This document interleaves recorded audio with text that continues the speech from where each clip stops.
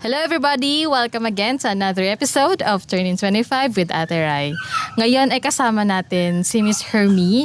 So siya po ang ating guest for today's episode at ang makakalala natin ngayon tungkol sa kanyang mission na ginagawa ngayon sa kanyang animal shelter na tinayo dito sa Lemery, Batangas. Kumusta po kayo, ma'am? Mabuti po. Awa ng Diyos po. Ano po pinagkakaabalahan niyo po bukod po dito sa shelter? May mga proyekto po ba kayong tinatayo o may mga iba po ba kayong pinagkakaabalahan? Wala po. Talagang nakatutok po ako sa shelter kung paano yung araw-araw na buhay namin dito. Paano niyo po ba sinimulan to? Itong God's Home of Refuge? Kung tama po ba ang aking pagkakaano? Nagsimula po ako, hindi siya God's Home of Refuge pa. Bali, Bapra pa siya. Pero ako po ay, kasi hindi ako marunong mag-Facebook. Ako po ay taga-pangalaga lang. Mayroon pong 2 admin. Nung pumutok po ang bulkan, doon po nagkahiwa-hiwalay kami. Kaya po siya nabuong God's Home of Refuge. Opo. Ang ganda po ng pinagmulan pala po ng inyo pong kwentong ito. Pero ito pong ginagawa nyong action para po sa ating mga fur babies. Ito po ba ay nasa plano nyo po talaga? Like noon pa po talaga nagre-rescue na po ba kayo o talagang nagkataon ito? Wala po sa plano yung shelter. Pero simula po ay mahal ko na yung aso, mahal ko na yung pusa. Mahilig na ako sa aso, mahilig na ako sa pusa. Tapos yung maliliit pa po yung mga anak ko, yun, pagka po mayroon naliligaw sa amin, pinaalagaan ko. Kaya pag dumarating po sa amin, sa bahay namin ang pusa eh. Kusang dumarating po. Yan po, pagka mapakain na, balik-balik na po. Minsan hindi na po maalis. Sa inyo na po talaga natira? Sa amin na po tumitira. Ngayon naman, yung mga tuta minsan na nililigaw, yun, man po namin yan, alagaan. Tapos yung naman po minsan, yung mga anak ko, pag pumasok sa school, may nakita sila sa basurahan, iuwi po nila. Inuwi po nila sa amin. Kaya, ang dami po namin dating, mas marami po yung pusa kaysa sa aso. Kasi mas marami po ang nagtatapon, marami pong nagpapabaya sa pusa. Ay, opo. Tsaka din po sa nakikita po natin ngayon sa ating lipunan, sa kapaligiran din kasi natin. Ang dami rin po kasing naliligaw. Mga pinapabayaan na, minsan kasi ang dahilan daw ay hindi na daw kayang alagaan. Pero sa inyo po, ang ginawa nyong ito, mas tinanggap niyo pa po. Kahit na marami na sila, tanggap lang. Kaya nga po napakaganda ng ginagawa nyong ito sa ating mga kasamahan, mga kapatid na fur babies. Pagka po kasi nakita ko, hindi ko matiis eh. Minsan po, pagka kasama ko yung anak kong panganay, kasama ko po kasi yan mag-rescue nung nag-umpisa kami. Minsan po, dahil sa dami nila, nagdadalawang isip din po kami na damputin. Pag nakakita po kami ng kuting o may narinig kaming kuting, lalampasan po namin yun. Pero hindi po kaya ng konsensya namin, babalik po kami. Babalikan po namin. Okay, pag may nakita po kaming nasagasaan, minsan nga po may narescue sa EDSA yung mga anak ko na sagasaan doon sa tunnel. Opo. Pero talagang sabi ko nga, pagka nakita natin, ibig sabihin, ipinakita sa atin ng Diyos, tayo ang may obligasyon na tumulong. Kaya kahit na sa panong dahilan lang natin yun, pero ang Diyos may paraan. Totoo. Kaya wag na natin kalabanin yung sarili natin. Sige na lang. Hindi naman po talaga sumasala. Hindi naman po kami pinababayaan.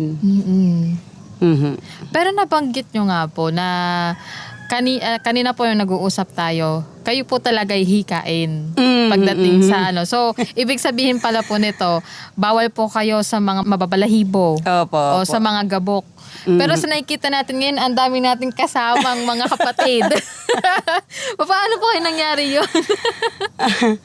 Sa totoo lang, talagang magic po ni Lord eh. Si Lord talagang magaling mag-magic. Kasi labas-pasok po ako ng ospital, kaya bawal po talaga sa akin yung hayop na marami. Okay lang yung ilan, pero yung ganito kadami, 300 plus, umabot ng 300 plus po yung para babies ko nung ano. Yun po ang nagpagaling sa akin eh. Yung pag-aalaga ng mga aso, pusa. Yun, doon po ako gumaling sa ano, doon po gumaling ang hika ako. Talaga po. Kung ano pa po yung bawal sa inyo, sila pa yung rason para gumaling kayo. Oo. Siguro po, pinagkaloob ni Lord kasi ano, yun nga, dito niya ako inilagay, dito niya nilagay yung buhay ko sa misyon na to. Kaya, isa rin siguro para, ano, yung magkaroon ako ng lalong magtiwala sa Kanya. Kaya siguro, dito niya ako inilagay kung saan yung bawal. Ipinakita niya sa akin kung paano niya gagawin sa buhay ko na maalis yun o mapagaling ako. Na hindi lahat ng bawal masama. Opo.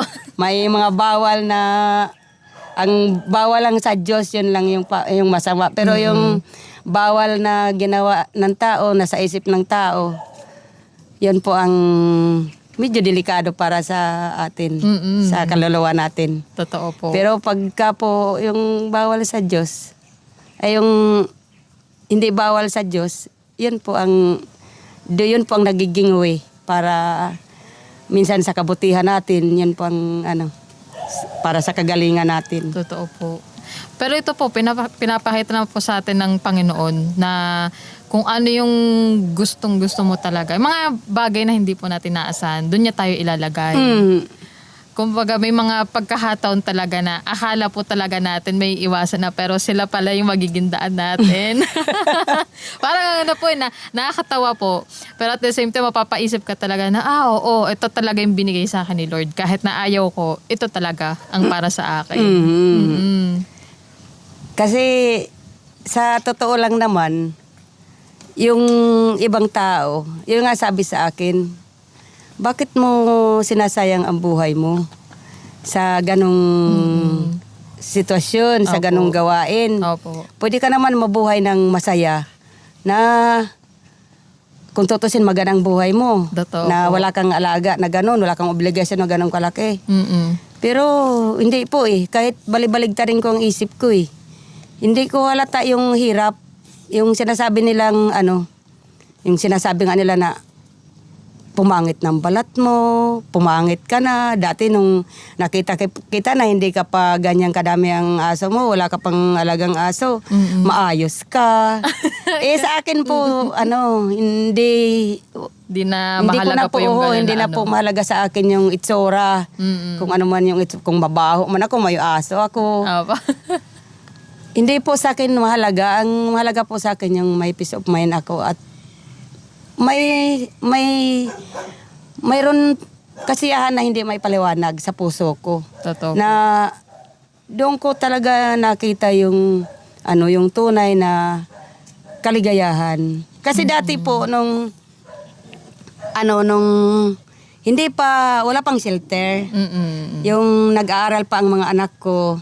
Pero marami na po akong alaga. Yun nga po yung dating yung mga pusa, yung mga tuta na nililigaw, yung mga aso na nililigaw, na mga galisin, pag napadpad sa amin. Opo. Pero ito po, yung sa pagpapatayo nyo po ng shelter, kasi nakita po namin kanina, dalawa to. So, ito po yung bago. Tapos kasi may isa pa po tayong shelter dito sa, sa barangay. Tama po. So, yung isa, doon pa po yung sa may padulo pa po di ba? Medyo malayo-layo pa ho dito ng kaunti. Sa Ilaya po. Ngayon kasi napuntahan na namin yung luma. Ito ay bago. So mas familiar sa akin yung dating pinuntahan namin kasama yung kapatid ko. Kaya doon pa lang po nakita na namin na talagang porsigido si Madam na magkupkop ng hayop tulad ng mga aso, pusa. Pero bukod pa po sa aso at pusa, ano pa po yung mga na-adapt nyo na o napunta po dito sa shelter nyo? Wala po talagang asot pusa lang po yung Aalagaan nyo. Pero yung tatay ko po may alagang manok doon sa kabila. Ayun naman po talaga kanya mismo. Yun nga po, kinakatay po minsan ng mga aso yung manok pag nakakapasok doon sa sa kulungan. Pero sa tulad po nito, na nakita po namin yung sitwasyon po doon sa kabilang shelter, di po ba luma na? Napansin lang din naman po namin na ang laki ng pinagbago niya mula nung huli namin punta at ngayon. Pero sa tingin niyo po ba, ano po yan, tinutulungan po ba kayo at least ng barangay o ng ating gobyerno about dito? Lalo na't napaka mapuso talaga kayo sa ating mga kapatid. Sa gobyerno po, medyo wala po tayong nakukuhang tulong. Kasi ang kadalasan po ang ano ba tawag doon? Katulad ng mga mayor, di ba? Mga dog pound sila. Yun po yung nila, yung ipahuli ang mga aso tapos ipapatulogin. Ay nakakaawa naman po yun. Kaya sa amin po, yung may mga kasamahan po kami na kumukuha sa dog pound. Minsan po, yun, dinadala po dito sa ibang shelter. Yun, kaya sa pagtulong po ng gobyerno, wala po kami masyadong makuha. Pero minsan po, dito sa agriculture ng Lemery, po sila sa amin nag-sponsor po sila sa amin ng anti-rabies vaccine. Naman po, opo. Hindi ko lang po alam kasi hindi ko pa rin naman po nasubukan na lumapit dito sa natin kung matutulungan ba nila ako. Kahit na hindi yung bang pantawid-tawid lang sa kahit nga hindi buwan-buwan. Pero hindi pa po ako sumusubok na lumapit. Yung sa barangay naman po, hindi rin po sila na tumutulong sa akin yung pagdating sa pagkain. Pero malaking malaking tulong din po sila na ibig sabihin nakakapamuhay kami dito ng mapayapa. Malaking bagay na rin po yung ganito na ano po ba to? Nabili niyo po ba yung lupa? Or inyo po talaga ito? O ano? Ito po ay, ang pinangbaya dito ay donasyon. May nag-sponsor po. Sa itong lahat po ng nagpakatayo dito ay lahat po ay donasyon. Talaga Yung po. kinakain po araw-araw ay donasyon. Kaya yun po yung minsan yung gusto ko hatid na mensahe sa mga kapwa ko kasi maraming nangangarap na magtayo ng shelter. Talaga po. Opo, kaya lang yung mga yung talagang sobrang duglaber din sila. Yung minsan hindi na magkasya sa bahay nila. Kaya nagagalit na yung mister nila, nagagalit na yung mga anak nila dahil siyempre yung hindi maiwasan yung pag hindi namin katulad, hindi talaga masyadong maunawaan ka pero hindi ibig sabihin yung kaya mo ay kaya nila. Totoo. Kaya nangangarap po sila magka-shelter. Ang hinihintay nila tumama sa loto, yung magkaroon ng makaipon ng malaki o kaya Pero sa totoo lang, sa akin, hindi ako nangarap. Talagang blinis talaga ako ni Lord. Hindi ako nangarap na magka-shelter. Pero ipinagdadasal ko habang ginagawa ko yung mahal ko, yung gusto ko. Ipinagdadasal ko na katulad yung mga pusa ko dati nagpaka-kids. Na masakit sa akin na nabubuhay sila. Nauubos ang buhay nila sa loob ng cage. Kaya sabi ko, Lord, baka pwede mo akong bigyan ng ng makukomportable na tirahan ng pusa. Kaya yun po, nag-post ako na mayroon ditong lote na pwedeng pagtayuan ng cat house. Opo. Sabi ko, ipinost ko yun. Tapos, answered prayer po. Wala pang 1 year. Talaga may nagpaano Opo. po. Ito Grabe. po. Opo. 1.5 million po. Ganon po Ang kagaling si Lord. Ganon po ka bait si Lord. Ganon po kabote ang Panginoon sa totoo lang. Yang hindi, kahit sa hinagap ng isip ko, hindi ko inisip. Hindi sumagi sa isip ko na may magbibigay, may magtitiwala sa akin ng ganong kalaking pera para ipatayo ng cat house. Grabe po, no? Hindi ako makapaniwala na ako taga-kinig na dito. Pero ang laki pa ng donasyon na yun. Oo. Tapos ngayon po, pinalitan po yung bubong, 155,000. Siya pa rin po. Siya pa rin po. Siya pa rin po. Parang nangyari po kasi nito dahil din po sa pagmamahal niyo sa mga hayop. Ganoon na rin yung ating mga kapatid na minahal din kayo kaya ng inyong pagtulong. Sila din yung naging daan para ho na mag-reach out pa. Kumbaga, lumawak pa yung inyong pagmamahal sa kanila sa pamamagitan ng paglalapit ng mga taong gustong tumulong talaga. Katulad po ng mga kubo na to. May 2 po yan doon. Dito po 5. Opo. Lahat po yan galing sa kamay ni Lord.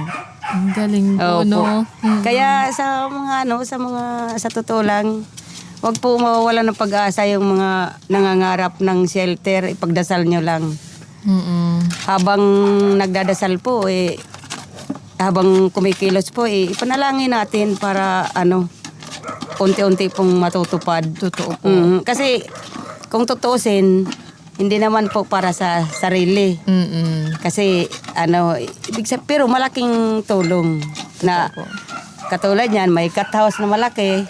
Hindi na nauubos sa kids yung buhay ng mga alaga kung pusa. Nakakapagtakbo sila, nakakapaglaro sila. Masaya sila, malaki ang bahay nila. Kaya malaya sila, hindi sila nasa kids na limited yung nila. Limited yung galaw pero ibig sabihin malawak. Opo. Pero at least nga po, dahil din dito, so nakikita ko po ngayon, ang dami nating kasama. Kung makikita nyo lang yun, napakarami nila. Pero nakakatawa nga po na itong mga, yung mga hindi nyo po inaasahan mangyari Talagang dumating na lang sa buhay nyo na siya ngayon yung nagiging direction nyo ngayon. Tsaka hindi lang po yan. Itong shelter na pinapakita nyo po sa amin at itong mga, sa totoo lang, maayos yung kalagayan ng mga hayop dito. Hindi ko rin po in-expect. Kasi sa ibang mga shelter, yung mga nakikita ko po sa mga balita, talaga napapabayaan. Kasi walang tumutulong, ganto ganyan. Marami na yung mga hayop po. Pero dito, mga malulusog talaga.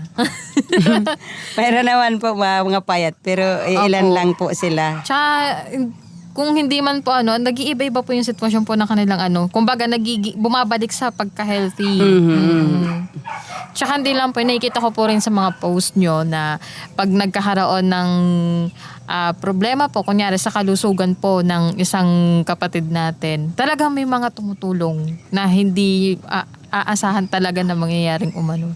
Oo, sa totoo lang naman, araw-araw nagbibigay si Lord ng biyaya Doon kami umaasa sa binibigay niya araw-araw. Opo. Pero minsan bultuhan talaga kung magbigay si Lord. Talaga Opo. Katulad po niya, nung nakaraang araw dumating po. 10 sakong dog food. Saka may mga iba-iba po, mga dilata. Pero may mga panahon din po na talagang hirap. Yung kakainin namin ngayon, ipinagdasal ko nung gabi, ipinagdasal ko ng umaga. Opo, may mga panahon po talagang ganon. At talagang Pero hindi ako naliligalig dahil yun nga, dahil sa dami ng blessing na binigay sa akin ni Lord, parang yung ibig sabihin na dagdagan din yung pananampalataya ko at saka yung tiwala. Talagang hinubog ako. Hinubog ako na magtiwala ka sa akin at hindi kita pababayaan. Hanggat kaya talaga, kakayat kayanin nyo pa rin po talaga na magmahal ng ating mga kapatid. Yun po talaga ang hindi natatapos. Yung pagmamahal laging nandun. Yun ang permanente na sa buhay natin, sa buhay ng tao, sa buhay ko. Bilang dog lover, cat lover, talagang kahit minsan yung hindi yung ibig sabihin, minsan hindi maiwasan mapagod. Ay, opo. Tapos may ibang problema na na talagang mabibigat din. Pero imbes na makabigat sila sa'yo, parang sila ang tumutulong sa'yo para makagaan. Opo. Opo, yun ang yun ang dulot ng ng ginagawa ko. Yun ang sukli ng ginagawa ko na tumulong sa mga hayop. Yung gumaan ang problema ko. May peace of mind ako. Yung pagmamahal laging naroon. Opo. At saka sa dami nga nila, sabi nga nila, ilan na ba ang namatay sa kandungan mo, sa mga kamay mo. Hindi ko na mabilang. Ang hindi ko lang din matutunan talaga yung huwag masaktan kapag may namamatay. Ay, opo. Mahirap yung iwasan. Kahit pigilan mo, ayan. Pero sa tingin nyo po ba, tulad po niyan, yung nabanggit nyo po na may mga talagang namamayapa na habang nyo po. Ano po ba yung experience nyo dito sa shelter na talagang sinubok kayo, yung kakayahan nyo, yung pagmamahal nyo sa ating mga kapatid, na hindi nyo inaasahan na magiging lesson nyo dito sa shelter? Yung pagdating sa yung pag nagkaroon ng virus. Ay, opo. Pinakamatindi yan.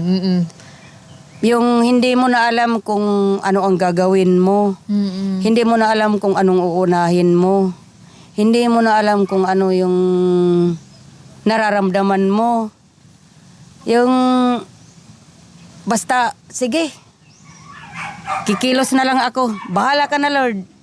Kung ano lang magagawa ko, kung ano yung parang pinaubaya mo na lang lahat kay Lord. Yung pumayat sa hindi makakain, hindi makatulog, dahil sa may mga sakit.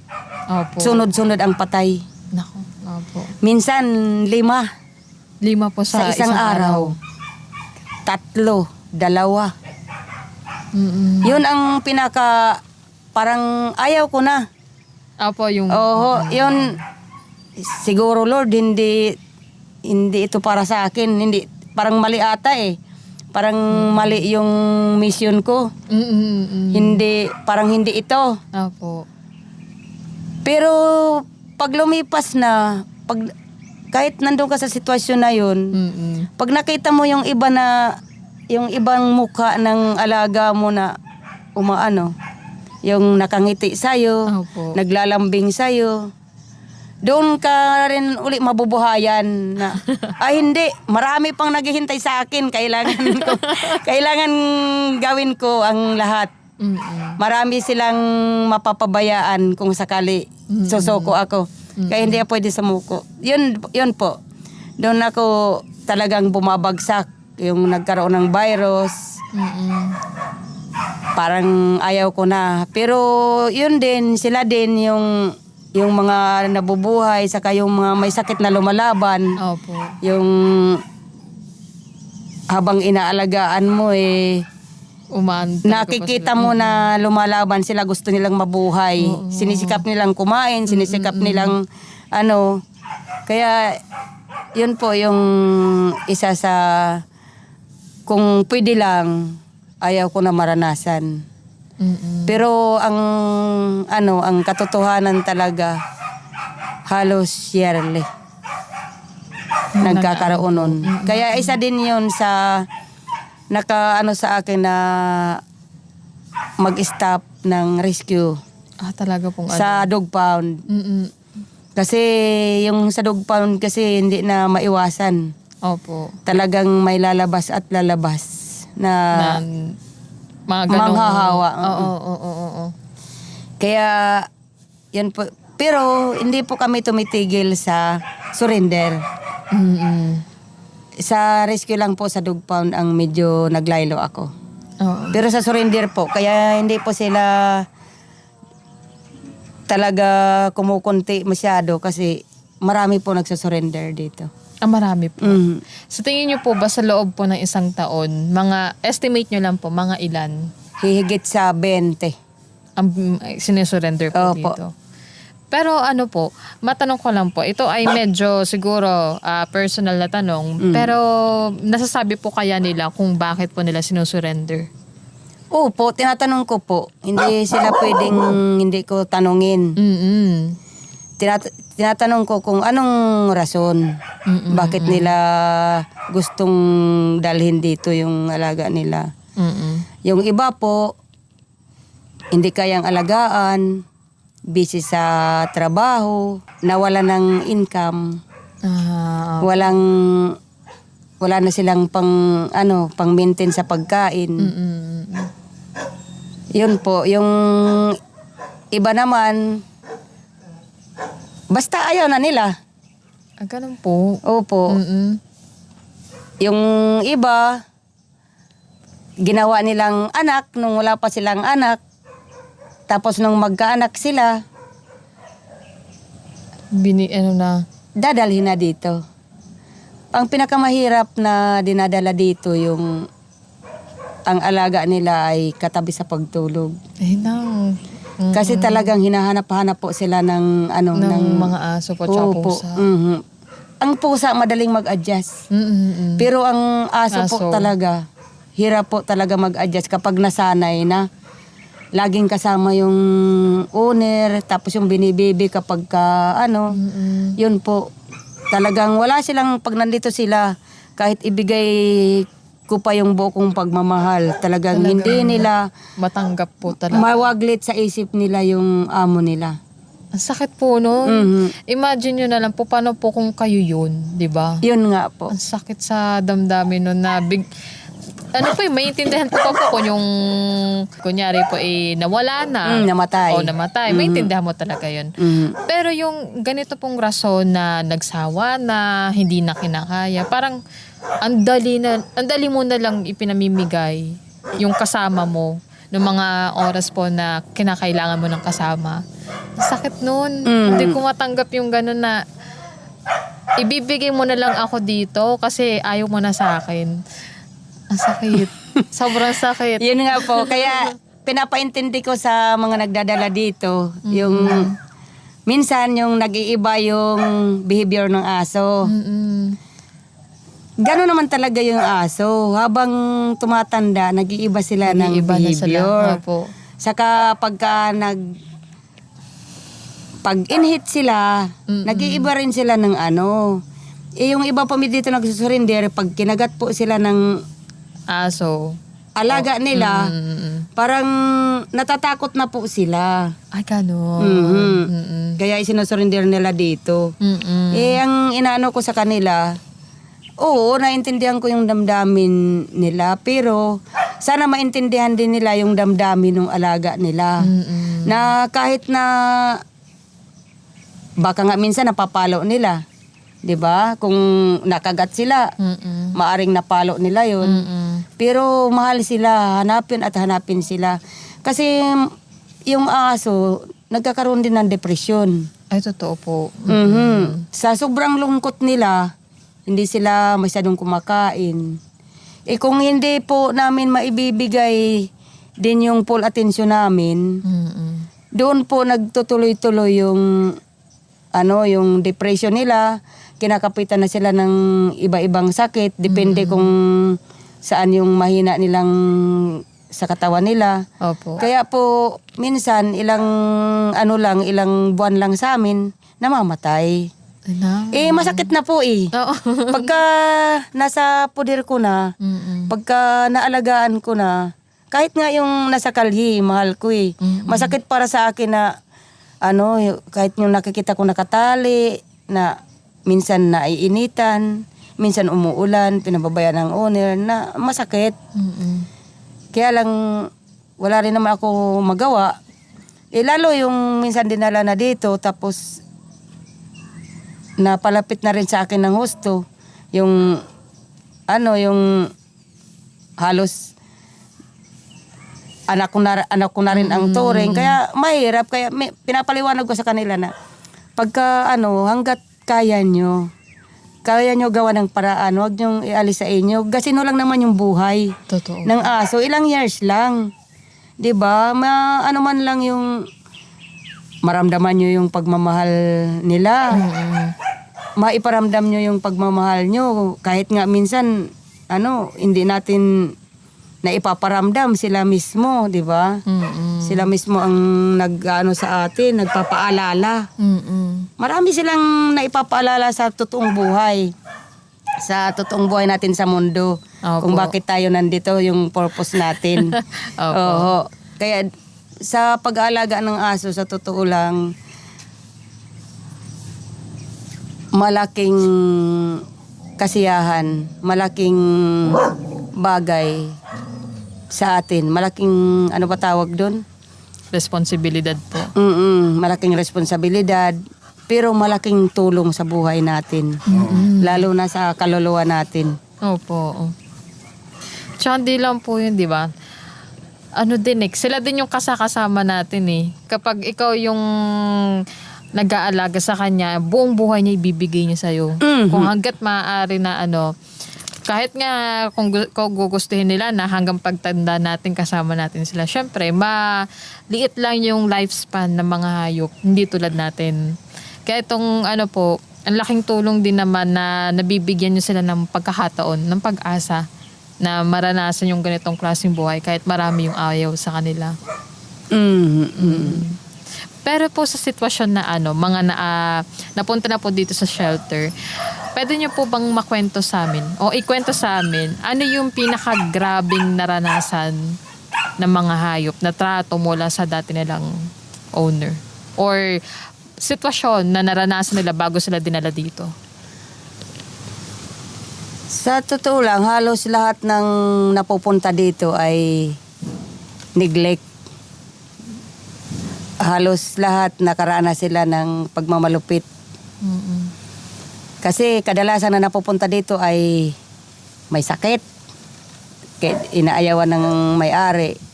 Pero ang isang tumatak talaga sa akin, yung rescue namin sa Santo Tomas, Batangas. Sa San Juan. Kaya pinangalanan ko ng Wana. Yun po si Wana ay huhulugin na sana ng owner sa balon.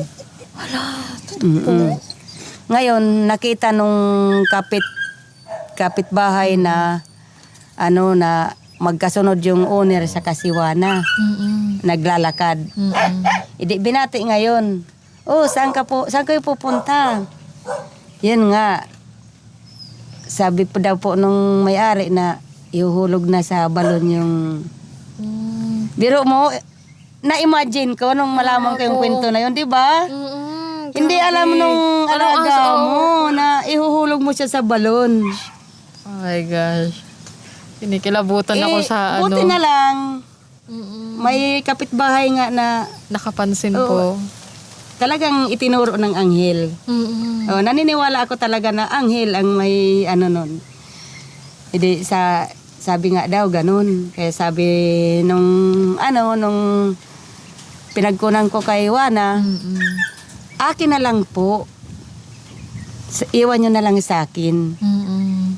Mabuti naman pumayag. Si Wana po ay lahat ng bulok po ito. Ano pong lahat Lahat ng didi niya pumutok. Saka bulok na bulok po talaga ito. Hala, seryoso Sobrang po. baho po talaga. Oo. Nung nirescue namin si Juana, 1 week na. Kung anong-ano nang nilagay ko sa kamay ko. Nilagyan ko na ng kape, nilagyan ko na ng ganito, nilagyan ko na ng ganon, pampawala ng amoy, pero hindi naalis. Inang, grabe Sa po. sobrang baho po. Tapos inuud na po ito. Inang. Yung badyay niya po, yung kasi dito sa puno, yung Medyo na talaga. Oo, Opo. bulok na talaga siya. Medyo kita na. Inang, pati po ata yung pinaka ng aso. Kaya hanggang dito po sa dibdib, talagang buong po ito. Kaya sobra talaga. Sobrang, Grabe yung as in, sobrang nangyaring. baho. Grabe din po yung naranasan niya rin doon. Kaya siguro pero sobrang sobrang malupit yun yung gagawin na ihulog sa balon. Opo. Sobrang malupit yun.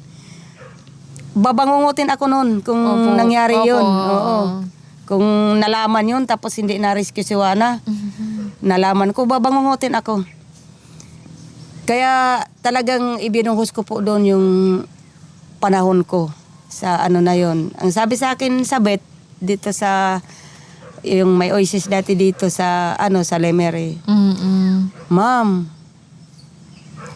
50-50 po ito. Malaki po ang gagastusin natin dito. Kayo po, sabi. Hindi nagtinginan kami ng anak ko. Wala naman kaming pera. Wala naman kaming pero hindi ko kaya. Kaya sabi ko, sige po. Sige sabi, repair ko kayo sa Batangas City, sa Oasis. Hindi, doon po namin dinala. Yun po, awa ng Diyos, nakasurvive si Juana. Yung mga nangako na tutulong, nag-invisible ang iba. Opo. Okay, Opo, yun po yung consequence ng rescue. Isa po yan sa na invisible yung iba. Pero ang importante, nag-survive si Juana, nabuhay pa ng ilang taon sa akin. Talaga Opo. po? Gumaling po, nabuhay pa ng ilang taon. Pero hanggang ngayon, buhay pa rin po ang Bell. Talaga po? Opo. Mayroon pa doon 17,000. Kaya nakaban po ako ngayon sa sa Oasis ng Batangas City. Hindi po ako pwede magdala doon ng rice. Mapanood ng Oasis. Sorry po. Sorry po. Pero po yung ganun po kasi yung kanina po, yung sinasabi nyo na yung na-rescue nyo po siya, na talagang iba na yung nangyayari sa katawan niya sa ilalim. Hindi ko po ma-imagine ano yung naranasan ni Juana bago po siya gawin yung ganun sa balon. Hindi naman po sa pagkaano po, pero grabe naman yun, yung kalupitan na nangyari sa kay Juana pong ganun. Sabi po ni Doc, parang tumor siya. Sa Katawan kasi niya lahat mismo. ng suso niya pumutok Kaya nga lang, talagang talop na ito. Yung buong tiyan niya hanggang doon sa may ibaba. Pati halos yung badyayan niya kinakain na ng kabulok, ng pagkabulok. Siguro yung may-ari talagang hindi lang din kayang sumugal na gastusan. Opo. Kaya lumala ng ganon, inisip din siguro na parang siguro kung mayroon man silang pwedeng gastusin, mas mahalaga yung ibang bagay. Opo. Oo. Kaya siguro napabayaan nila ng ganon. Yun nga po, ang pinakamasakit sana doon kung nangyari na naihulog nila sa balon. Pero talagang hindi pinayagan ni Lord. Pero ito po, bilang founder po nitong nitong God's Home of Refuge, ano po ba yung mission na tinatak nyo rito? O kaya vision na makikita nyo rito sa loob ng, siguro sabihin natin, sa loob ng 1 dekada pa? Meron po ba kayong pinaplano na sana yung ganito, yung shelter ko ay marami pang masagap na tulong o makakilala para at least matulungan natin yung ating mga kapatid, ganito, ganyan? sa habang nagkakaedad din po ako, medyo marami na rin lumalabas na sakit sa katawan ko. Kaya ang ano ko na lang na ma-maintain sila yung gusto ko pa rin makatulong. Ang ano ko talaga maraming gumustong mag-adapt para makatulong kami ng mga nangangailangan pang ano. Ang hindi ko na lang talaga iniisip na mas lumaki pa, mas dumami pa sila. Sa ano po, opo. Pero yung ma-improve yung kalagayan nila, yun din yung inaano ko, yung hindi naman yung ibig sabihin yung masagana. Yung magkaroon lang sila ng komportableng buhay dito. Yung pagka masama ang panahon, yung ma-maintain yung kaayusan ng pwede nilang kublihan. Yung ganun, katulad nito, kulang pa kami sa bakod. Opo. Hanggang doon po ito kung tutuusin. Malaki talaga po siya. Yung bakante po na yan ay pinayagan pa po ako ng may-ari nito na sakupin. Talaga po? Hanggang dyan po. Kasi ito, pala po. ito po ay cut house lang to. So bukod po talaga yung cat house na ito. Kung hanggat maaari, kung gusto nyo pa pong magpatayo ng shelter pa, pwede dito pa. Oo, dito po talaga yung dogs. Ang plano po nito ay 2 building. Opo. Dito po yung dogs, dito po yung cat house.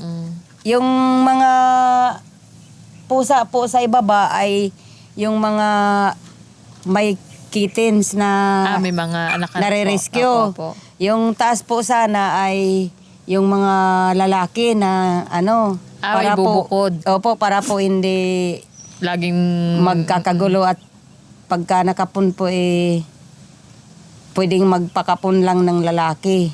Yung babae hindi na. Opo. Kaya ito po talaga ay nasa plano pa, pero kung matutupad po, salamat. Malaking kagaanan para sa mga nandito. Saka mas malawak yung tatakbuhan nila. Kasi sa ngayon po, limited sila. Yun po yung ano ko na mabuo ito. Kaya lang po ito ay hindi pa namin nababayaran. Yung rights. Opo. Kasi rights lang po ito dito Tapos, yun nga po, makapagpatayo lang dyan ng ano, yung masisilungan ng mga aso. Opo. Para kasi kung tutusin po, hindi pwedeng mahirap yung nasa taas yung pusa, nasa baba aso. Kasi maingay po ang aso, na stress po ang pusa. Ang pusa po ay madaling ma-stress. Saka mabilis po ang buhay ng pusa. Opo. Hindi po totoo yung ngayon ko po napatunayan na hindi po totoo yung siya mo yung buhay ng pusa. Oo. Napakabilis po ng pusa. Minsan makita mo naglalaro ng umaga, kinahaponan patay. Oo, saka pagka nagkasakit po sila, once na hindi sila kumain, ilang araw lang itatagal nila. Opo. Pag hindi mo pinurse feed. Talagang bibigahiran ng katawan. Opo. Saka mahirap po talagang po sa yung alagaan pag may sakit. Opo, totoo yan. Oo, pero madali silang alagaan kung wala sakit. Kung okay naman ho ang katawan. Ang lang ng pusa, medyo maamoy yung Opo, gano'n po nila. talaga. Oo. Opo. Ang aso naman ay yung mahirap alagaan kasi yun nga nagrarambol yung mga lalaki. Tapos maingay. Kaya yun po, dapat dito po talaga nakaplano po yan. Yung magdo-donate po, yung nag-donate po niya na 1.5, yun din po yung kung pinalad po sana pa siya, yun din po yung magpapatayo nun. Hindi na po kami nakahanap pa ng another magpapatayo ng dog house. Pero ito po, yun nga, itong binigay, malaking bagay na rin. Opo, totoo. Pero kung sakali ipagkakaloob ni Lord, ito yung magiging sako pa po namin. Kaya lang medyo talagang hindi ko pa nakikita na Sabagay, ito nga, binigay ni Lord. Hindi ko naman Inasahan inisip, hindi ko inasahan, di ba? Kaya walang imposible. Kung talagang kalooban niya, ibibigay niya yan. Kahit wala pang bayad yung rights, wala pang naitatayo, kahit na isang poste. Mangyayari po yan kung sakasakali. Opo. Saka ang gusto ko na lang talaga yung yung mga nandito. Kasi habang tumatanda din po sila, kung healthy man, talagang papunta sa sa pagkawala. Kahit na healthy pa, talagang ganon. Yun nga, yung ma-maintain na lang yung kalagayan nila, yung maalagaan sila ng husto. Opo. Yung mga nandito. Pero pag may dumarating, hindi rin ako magdadamot. Hindi sarado ang puso namin sa ang puso ko sa pagtulong.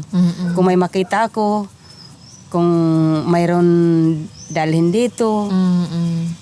Minsan may mga nag-PPM, kaya lang yung pagdating talaga sa dog pound, medyo laylo po ako. Pero po ito lang po, matanong ko lang. Hindi ko lang din inasahan na may mga dog pound po talaga dito. Yung mga dinadala po ba doon ay bukod po sa mga asong paggala-gala, asong gala, mga hinuhuli po ba doon ay kapag yung mga may-ari ay ayaw na talaga sa mga alaga nila o ano po? Hindi po. Minsan po, kahit makita nila na nandun sa bakura ng may-ari, hinuhuli po nila. Paano po nangyayari yun? Di po ba nasa bakuran naman yung di naman siya mag-alaga? Saka yung minsan po, yung mga nakakawala, nakakatakas, na hindi naman ginugusto ng ng owner na makatakas, inaalagaan, pero isang pagkakataon nakatakas, tapos natsimpuhan nila, hulihin po nila yun. Ganun po ka.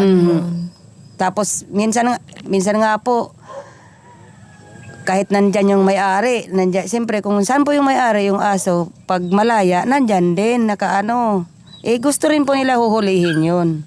Ganun po? Pagka mahina ang may-ari magtanggol, kuha po yun. Pero sa akin lang talaga, hindi talaga. Kasi naranasan po namin yan sa bahay namin sa Valenzuela. Wala pa to. May nanghuhuli. Ngayon, siyempre, nasa labas ako nakaupo. Opo. Nandun yung mga anak ko. Nandun yung aso sa tabi namin, sa ilalim ng upuan, nasa gilid ko, kasi marami kaming aso, doon pa lang. Dumaan yung nanghuhuli. Gustong siluin. Sabi ko, ba't mo sisiluin yan? Nandito kami. Nandito ang may-ari. Sabi, itali nyo po yan. Hindi naman nakakapirwisyo pagpasok namin sa loob, kasama namin yan sinasara namin ang pinto para hindi sila makalabas. Opo. Para hindi makapirwisyo ng kapitbahay.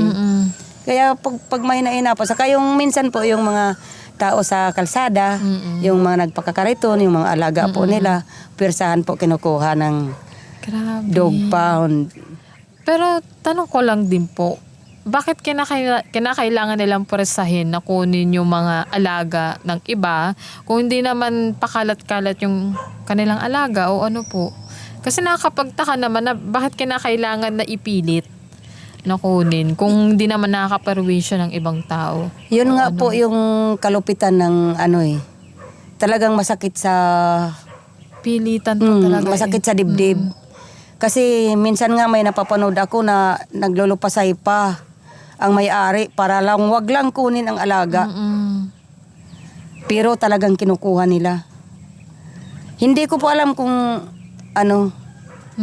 pero siguro ang tiyak ay isa silang sugo ng dyablo. Sa totoo lang. Kasi yung makita mo yung may-ari na nasasaktan dahil sa alaga niya. 'Di ba? Kung sa'yo, walang kwenta yung buhay ng aso, makikita mo doon sa may-ari kung gaano kahalaga. Iiyakan maglulupasay. 'Di ba? Tatanggapin sa sarili na nakakahiya. 'Di ba? Ang pananaw natin nakakahiya yung ganun reaction Opo, nakakahiya. 'Di ba? Nakakahiya. Pero binabaliwala din sa pagmamahal para lang sana iligtas yung ano. Kaya dahil sa kakulangan sa kakayahan, hindi nila na ipaglalaban, hindi nila nagagawang mailigtas mismo yung alaga nila. Yun nga ang pinagdadasal ko na nung nasa Valenzuela pa ako, kasi marami na akong alaga doon. Yun nga yung ano, na wag sana sa akin mangyari na puntahan ako at pursahan. Kasi doon sa amin dikit-dikit yung bahay, talikuran. Kaya pag tumaho lang aso, pag maingay, siyempre may mga kapitbahay na hindi ka maintindihan. Mayroon naman gusto lang talaga wag kang maging masaya, 'di ba? May mga ganong ano may mga ganong senaryo sa buhay natin. Talagang matik na 'yon na may tao na ayaw na maging masaya ka kung anong ginagawa mo. May taong ayaw ng ingay, lalo kung aso, ang turing nila perwisyo. Kaya yun po ang ipinagdadasal ko talaga na wag sa akin mangyari. Kasi kahit buhay ko, kaya kong itaya. Sabi ko nga sa mga anak ko, kung kaya ko itaya ang buhay ko sa inyo, ganun din sa mga alaga ko, kaya kong itaya. Minsan nabubuli po ako nung diyan sa old shelter. Nabuli po ako. Bakit daw po? Kasi may mga aso po talaga na malalakas silang umakyat. Kahit po mataas ang bakod. Nakakatalon. Nakakatalon po. Opo. Opo. Ngayon, yung mga kapitbahay ko po, siyempre baka. May mga damo, kinakain ng baka. May 3 akong aso. Opo. Na nakakalabas. Kahit anong pigil ko, hindi talaga napipigilan. Ang sabi sa akin ng may-ari ng baka na, yun nga, wag palabasin yung aso ko. Kasi pagka daw nataihan yung damo, ayaw na kainin ng baka. At namamatay nga daw po yung mga trigo. Kasi pag dumaan yung aso, may ibang aso naman dumadayo doon. Yun nga sabi ko, hindi ko mapigilan, pero sinusubukan ko. Ganun nga, sa tagal na yun. Tinitiis ko lang kahit anong sabihin. Humihingi lang ako ng pasensya. Pero nung ilang years na, ganun ng ganun, pauli-uli. Opo. Parang ano na, ang sabi niya sa akin nung huli, yung una, nakapagpigil pa ako. Ako na ngayon ang bahala sa alaga mo. Dahil hindi mo mapigilan ang paglabas. Nung pero talagang nagpupuyos ang dibdib ko sa Opo. Yung pangalawang sabi niya sa akin, yun hindi na po talaga magpigil. Kaya sabi ko sa kanya, itinaya ko na ang buong buhay ko dito. Inano ko na, ibinigay ko na. Kaya sabi ko, kung mayroon mangyayari isa sa alaga ko na kagagawa ng tao, gagawin ko ang lahat para makuha yung hustisya. Sabi ko kahit isanla ko pa yung kaluluwa kay Satanas, kahit na ginagawa ko to para sa kaluluwa ko, pero kung para sa alaga ko, pagmamalupitan, isasanla ko ang kaluluwa ko kay Satanas para makuha ko lang yung katarungan. Yan, simula po nun, tinigilan ako.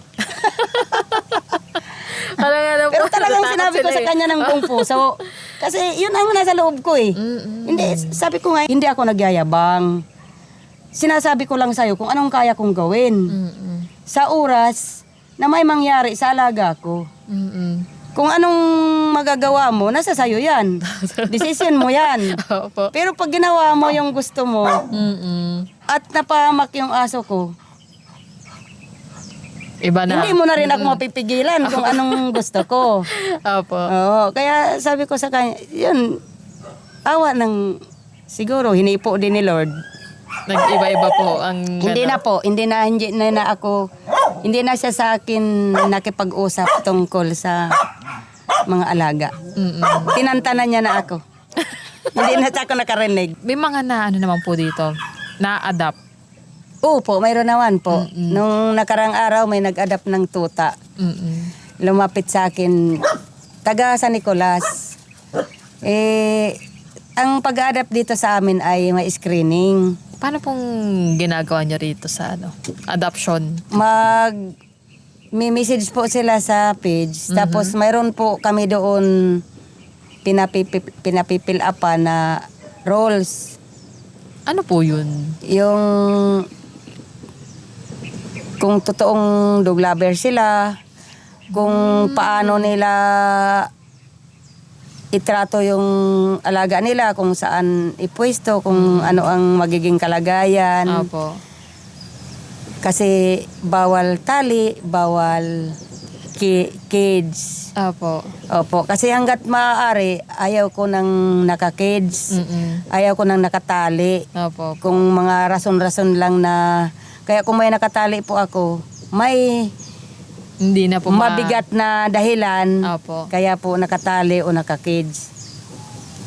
Yun po, mayroon po kaming pinapipilapan sa kanila, tapos may hinihingi po kaming requirements na dating video or dating picture na mayroon silang alaga. Tapos tinatanong po sila kung anong rason bakit nila gustong mag-adapt. Ngayon po, kung willing po sila sa hinihingi namin, mag-update sila kahit once a week. Tapos kung yun, nakakapag-adapt po sila. Kasi kahit na po sabihin natin na nahihirapan kami dito dahil marami kaming alaga, hindi po namin pwedeng ibigay ng ganun-ganun lang sa kanila. Yung gusto po namin, kung ma-adapt sila, Diretso mas na. mapabuti Opo. kaysa sa rito. Opo. Kasi sa totoo lang naman, ang shelter ay mas madalas hanggang sa pagkain lang. Opo. Hindi na ibibigay yung araw-araw na lambing.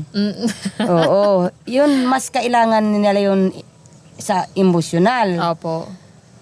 Mas masaya sila doon kaysa sa gutom sila Opo. na mapakain sila.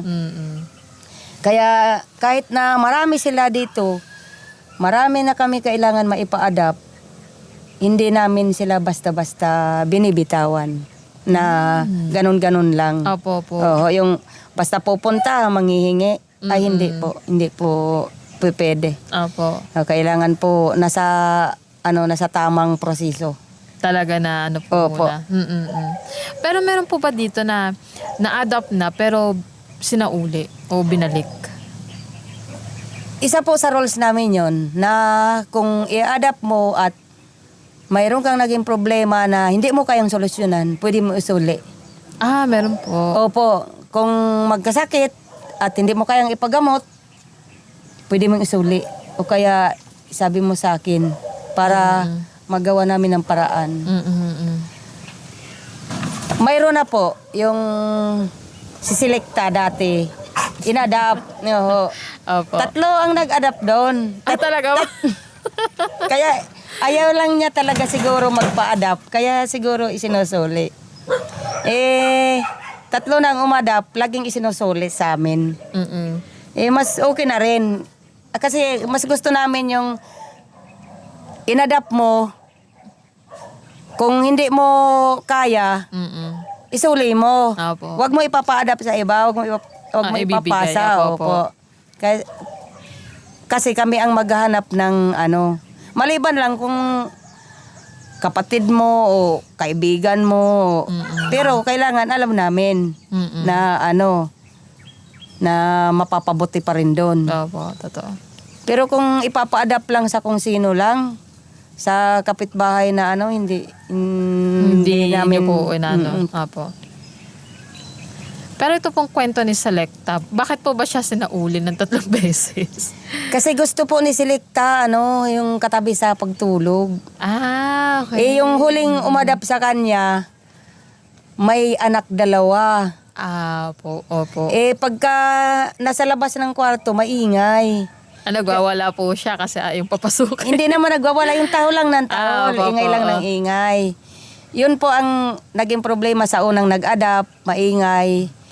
Pangalawang nag-adapt, maingay. Pangatlong nag-adapt, maingay. Kaya kaya po isinuli siya. Mm-mm. Pero ito po, may instances po ba dito na may nag-adapt, pero later on nalaman nyo po na binebenta, sana naman hindi, binebenta o pinopost online tapos parang pinagkakakitaan o kaya naghahanap ng paraan para sila makilala, hindi yung mga alaga o mga kapatid natin. Mayroon po nagsubok. Nagsubok po talaga. Kaya lang, inano ng anak ko yung yung Facebook niya. Pinopost, binibenta. Kaya pala gusto niya may bread at ayaw niya ng kapon kasi nag-breed din siya. Talaga po. Grabe naman yun. Kinagkakakitaan niya. Gusto niya pag nag-adapt siya, may bread. Ganun na. Opo. Tapos ayaw niya ng kapon. Kaya yung anak ko nagduda. Ba't ganun po yung... Ba't ganun yung... request po? Oo, request niya. Kasi pagka ito kapon. Kasi kadalasan po ang ipinapa-adapt namin yung mga kapon na. Apo. Para hindi na dumami sa kanila hanggat maaari. Ngayon yung hindi kapon kung magustuhan nila, rules namin, ipakapon mo. At talaga pong pag inadapt mo, kapon talaga dapat. Opo. Kung hindi pa kapon ang nagustuhan mo, kung willing ka ipakapon, ipapakapon mo. Ikaw ang magpapakapon. Ganon po yung namin. Buti nga, bago pa namin na paadapan yun, nakita na pinupost niya sa binebenta. Yung, Grabe po. kami nga, binibili namin yung pinababayaan para lang maligtas Apo. Tapos ipinapa-adapt namin sa mabuting parent tapos siya kukuha sa amin, tapos ibebenta niya. Kami nga, yung may mga bread, ipinapakapo namin para hindi magdami. Para hindi na siya, Alis o lalayas po ng... Saka hindi na dadami, hindi na kung tutusin, yung mga may bread na na-adapt namin, pwede namin pagkakitaan para sa shelter. Kaya lang sabi ko sa mga anak ko, hindi magandang rin hindi po kasi siya magandang kasi ang natin sa Diyos, tulungan yung mga nangangailangan. Apo. Ngayon, kung magbe-breed tayo o magpapaupa tayo, kasi yung mga lalaki, di ba?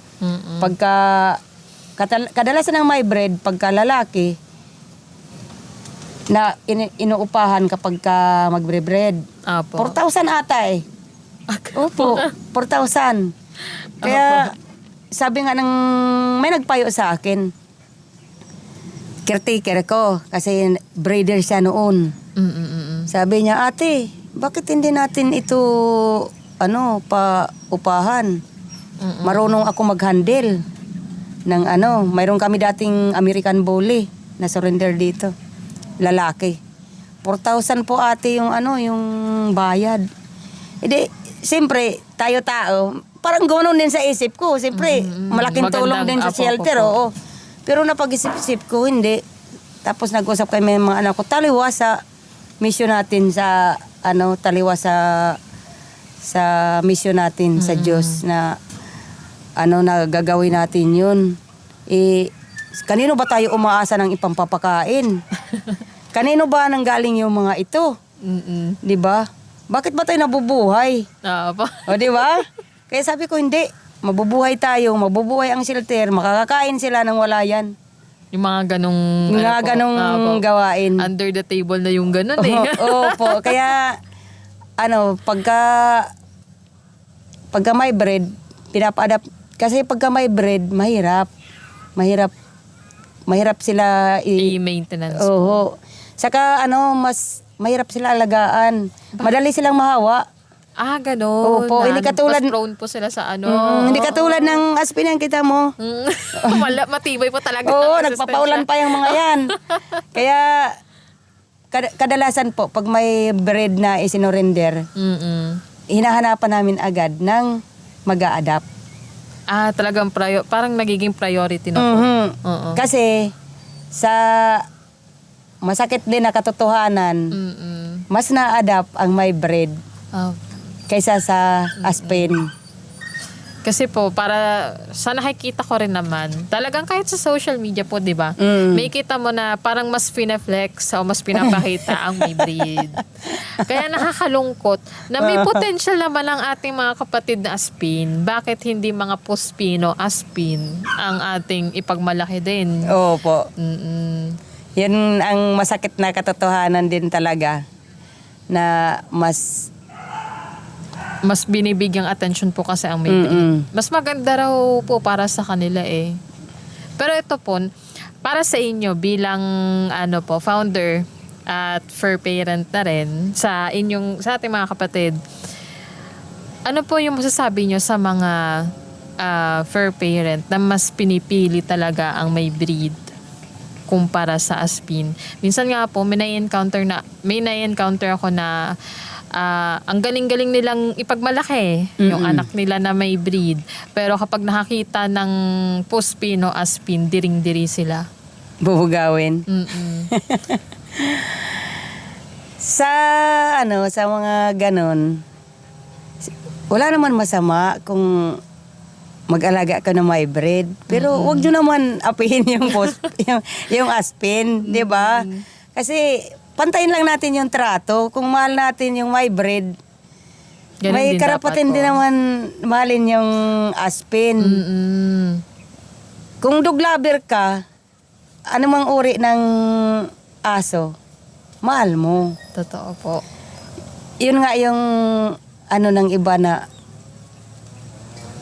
kahit pag ginalis na yung aso nila, dispose na, Mm-mm. tapo na.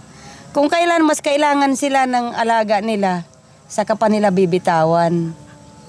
'Di ba? Kung kailan sila kailangan, saka pa nila ipapamigay or ililigaw. Opo. Yun ang sa atin, yun ang mahirap sa atin na mahalang natin sila. Hindi mo mga matao kung talagang totoong pagmamahal yun eh. Opo. Yung kung parang gusto lang natin ng ng papore sa ibang tao, gusto lang natin ng masarap sa tenga, yung binibigas ng kapwa na masarap sa tenga. Pero kung titingnan natin yung totoong buhay talaga, yung kung paano tayo nabubuhay sa mundo, yung kung talagang dog lover ka, kahit ano pa yan, aspin pa yun, my breed, dapat mahal mo. Opo. At pagka nagkasakit, kailangan nakahanda kang gastusan, nakahanda kang itaya kung anong mayroon ka sa alaga mo. Hindi yung pagka aspin parang ayaw mo gastusan, Opo. nakakapanghinayang. O kasi naman po, wala namang breed eh. Oo, pag namatay, Hayaan na lang. oo. Minsan nga, pag may sakit, ayaw na pasukin sa bahay nila. Opo. Nandun na lang sa labas ng gate. Mm-mm. Kaya yun ang masakit na na katotohanan din sa tao, yung ganon. Pero sana lang pantayin natin para naman hindi rin naman para yun sa hindi yun para sa aso, hindi yun para sa sa ibang tao, para sa sarili natin yun. Opo, totoo. Pero yun nga po, na ewan ko rin ba, siguro choice natin na mamili ko nung gusto natin. Pero hindi naman ata po pwede na hindi porket na ang ating mga kapatid ay may mga walang lahi, ay iba na yung pagtatrato natin. Kasi nangyayari nito, nagkakaroon ng discrimination Ang mga aso naman o ang mga pusa, hindi naman sila aware sa ganong konsepto. Tayo lang naman ang bumuo ng ganon. Kaya, hindi naman pero yung iba po kasi nakakalungkot na kapag ang inaalagaan nilang mga alaga o mga anak, kung tawagin, ay mga may lahi. Yun pa yung talagang pinagmamalaki. Kaya nga, para sa akin, kasi kami naman din po yung nag-aalaga ng mga aso o ano, nag-aalaga din kami ng aspin. Ngayon may lahi kasi yun ang gusto ng aking kapatid. Pero may pagmamahal pa rin siya sa mga aspin. Kaya ngayon, hindi ko lang din po maunawaan. Siguro sa part ko din na nagpapakain, nag-aalaga, nagmamahal din ng mga kapatid natin na mga hayop. Hindi ko lang din maunawaan sa iba na bakit kailangan pa nilang ilayo yung pagmamahal nila sa mga walang lahi. Talagang nilalagyan talaga ng barrier Binibigyan ng discrimination na pag hindi ka, pag wala kang lahi, wala ka na. Mas gusto ko kasi mas may lahi para mas may dating daw. Pag wala kang lahi, bantay ka sa gate. Ganyan, yun po yung naging... Yun po ang nagiging papel. Bantay ka doon sa mga baboy na alaga. Bantay ka dito sa manok. Ganon po yung yung nagiging papel ng aspin. Pero sa totoo lang, ang aspin at ang my breed walang pagkakaiba. Pareho lang naman. Pareho lang po sila sa pagmamahal. Mas mga pa ang aspin. Opo. Sa totoo nga po, na base rin din sa mga research na mga natin na mas matalino pa raw ang mga aspin. Kasi nga, ang aspin daw po kasi ay halo-halo ng mga lahi ng aso. So ngayon, halo-halo na rin yung kakayahan na kayang gawin ng mga aso. Tulad po nung iba tipo ba, mas ma-attentive sila, alerto sa mga nangyayari, yung mga aspin talaga. Buhay na buhay yung dugo nila Oo. Basta kapag alam nila na may paparating na panganib o kaya may napapansin silang kakaiba. Nandyan ang aspin, ikaw lagi ang una niyang pupuntahan o tatahol talaga agad yan para mapansin mo kung ano yung mga mali o ano yung napapansin niya sa paligid mo. Malakas ang pakiramdam nila pagdating sa kalikasan. Pagdating sa mga kasamahan nila. Totoo po. Katulad dito, kapag mayroon may sakit.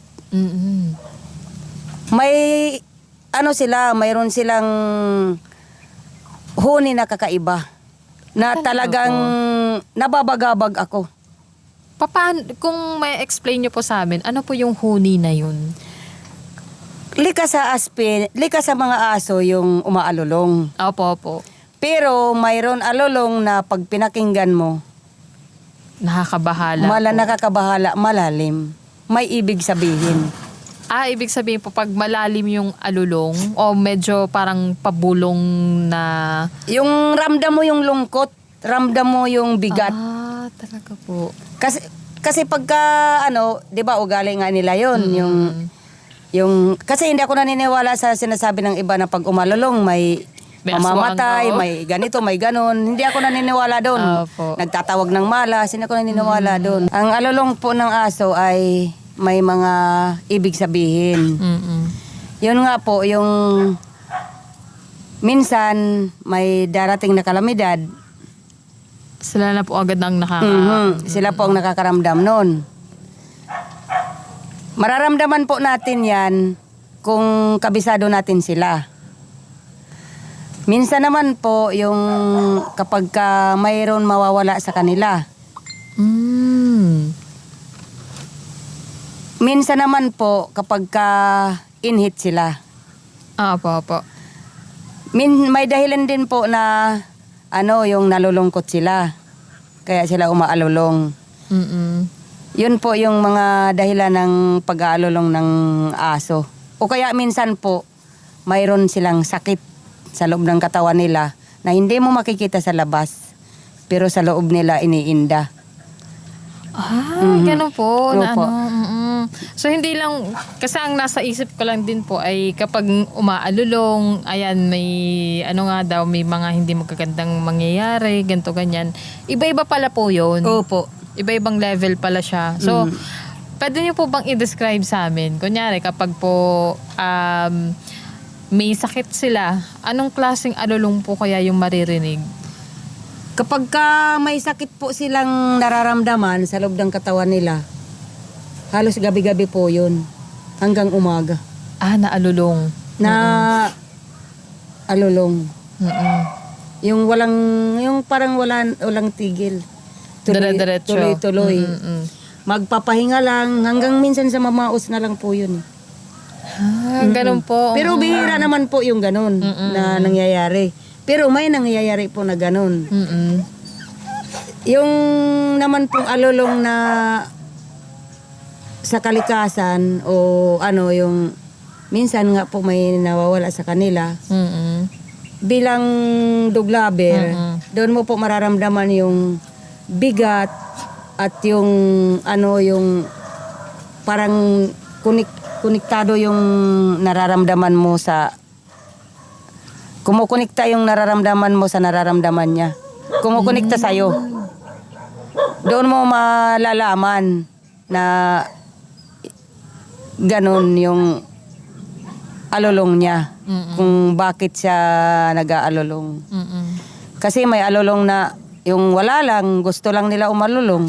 Opo. Apo. Yun, mararamdaman mo rin naman yun na Pero may alulong talaga na ang dibdib mo kakabugin.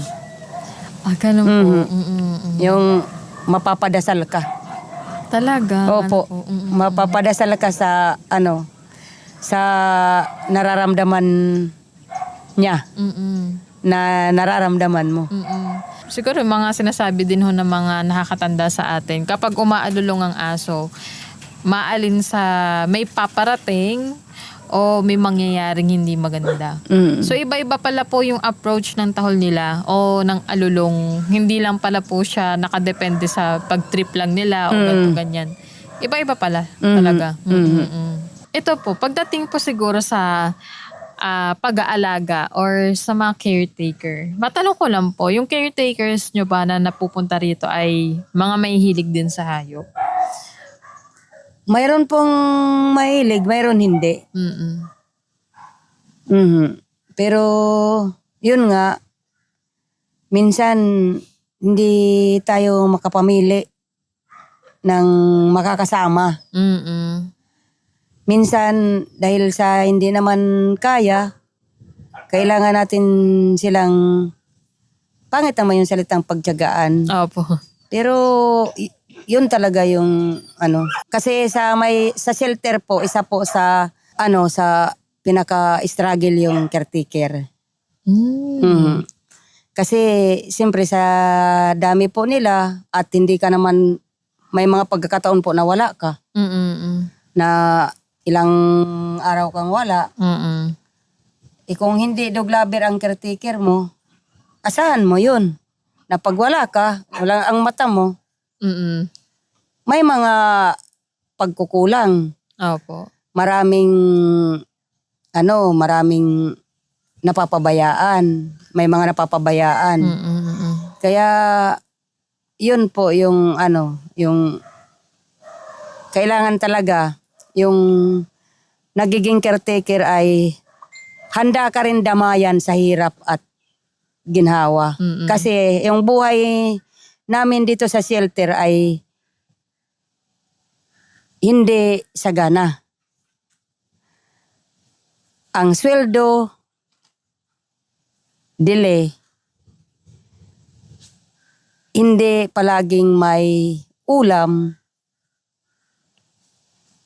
Maraming kulang na mga yung kahit sa mga simple na katulad ng mga panglinis namin dito, hindi naman palaging mayroon. Kailangan yung caretaker marunong dumiskarte na sariling paraan. May tubig ka, kung wala kang sabon, kung wala tayong sabon, wala tayong pang-disinfect.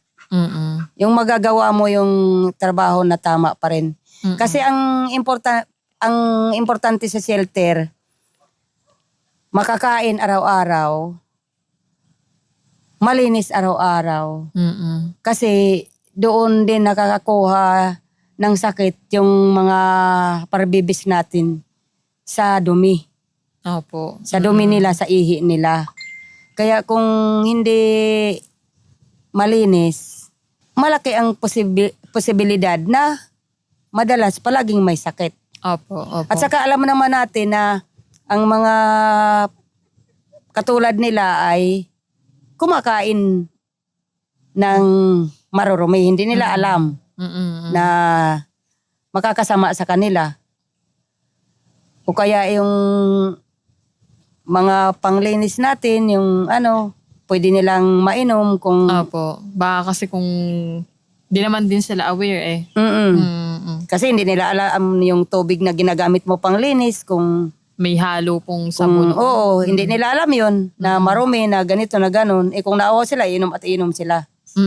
Kaya importante rin talaga yung mapagmahal sa hayop yung caretaker. Kasi yung pagmamahal kasi parang yun ang nagdidikta kung paano mo gagawin yung tama at kung paano ka mapupursige na gawin ng maayos yung trabaho.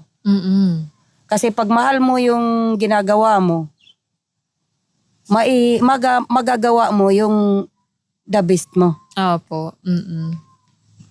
Kasi kung sahod lang ang gusto mo, marami talagang kakulangan at maraming napapabayaan. Lalo na kung wala, katulad nga sa akin, kung wala ako. Kaya importante talaga yung may caretaker na maayos. Isa yan sa pinaka-importante. Pag ang caretaker maayos din talaga yung kalalabasan ng kabuuan sa araw-araw, yung pamumuhay sa araw-araw. Opo. Kasi bawas stress din sa akin eh. Opo. Oo, kasi hindi ko na kailangan ipaliwanag araw-araw yung mga gagawin. Hindi ko na kailangan bantayan para sawayin. Yung magagawa na lang yung obligasyon araw-araw, yun na yung magagawa ko rin yung iba na mga obligasyon ko.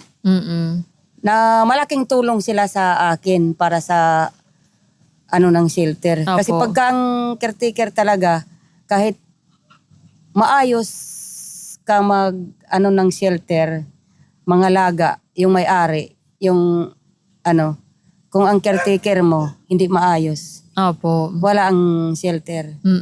Hindi magagawa yung mga gusto at mga nasa isip mo. Totoo po. Tsaka medyo yan eh.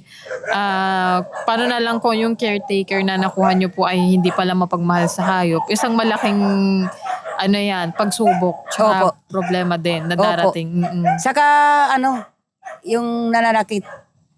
Kaya pag may caretaker ako, sinasabi ko agad, number 1, bawal manakit. Yan, makulit talaga yan. Yung mga yan. Opo. Kailangan nila ng pasensya. Na po. Oo, hindi nila alam yun eh. Kaya pinakabawal sa akin ang manakit. May mga tinatanggal akong caretaker dahil sa pananakit. Pero naman po, yung mga ganyang sitwasyon naman, yung pananakit, hindi naman po sa pagkaano ay, hindi naman siguro po umabot sa punto na talagang sobra-sobra yung ginawang Mayroon po dito, pero hindi ko nasaksihan. Kwento lang din ng kasamang caretaker na pinagpapalo ng yung aso. Iyak ng iyak, pinagpapalo ng kahoy. Kaya tinanggal ko agad yun. May isang bisis po, nagpapakain kami kasi pagka sumasama ako sa pagpapakain nasanay sila na sila pagka siyempre marami pa akong obligasyon, kaya pagka nandyan lang ako at may panahon ako, saka ako sumasama na pagpakain kasi naturuan ko naman na sila. Nakita ko tinadyakan. Ayun lang po. Oo. Kahit pa yan, yung tadyak na yun, kung ilang bisis mo na ginawa yun, na hindi ko nakita, di ba? Yeah, po, opo. Kaya, yun po. Yung mga caretaker na minsan ang dahilan ibang hindi ako basta-basta nag-aalis ng caretaker. Pero pagka ang dahilan ay pananakit, ayun talaga po. Hindi yun pwede. ang inaalis ko kaagad. Hindi ko talaga pwedeng yan. Pero kayo po, bilang kayo na rin yung tumatayo ng mga magulang ng ating mga kapatid dito sa shelter. And then kayo na po nag-aalaga, lahat ng obligasyon na ginagawa niyo dito. Ano po yung isang bagay na tumatak sa inyo na gusto niyo pong maipamahagi sa mga aspirant o sa mga gustong magpatayo ng kanilang shelter? O kaya mga bagay na sana malaman kaagad nila bago sila magpatayo ng ganitong tirahan para sa ating mga kapatid.